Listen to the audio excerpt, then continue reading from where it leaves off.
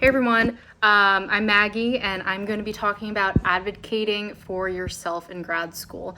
So I think that as grad students, there's this notion that you need to listen to whatever your advisor or your who you report to says, since they're paying you for your courses and for you to be a research assistant or a teaching assistant, and you already have your undergraduate degree.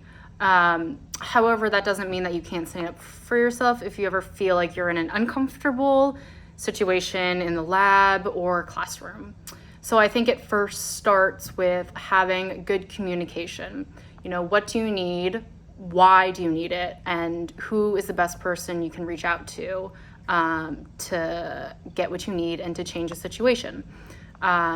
Knowing the right person to reach out to if you ever need advice is also extremely important, such as Jackie in the College of Engineering here at Purdue, or other senior research engineers who might have been in your shoes at some point in time.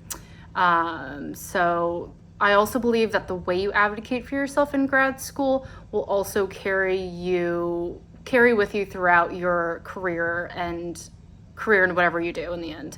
It's how you're representing yourself by being not too aggressive while still remaining assertive in your needs, in sending your message to the appropriate person. And so I also feel like not only is this applicable advocation for yourself and self-advocation in the classroom, the lab, or the graduate lifestyle in general, I also think that this is extremely applicable to the graduate's mental health. Stand up for the day when you need a break. And I truly believe that your advisor should understand that this is what is needed, because in the end, they should want the best for you in the end. So that's just a little bit about self-advocation. There's a lot to it in general, but this is just my 2 cents.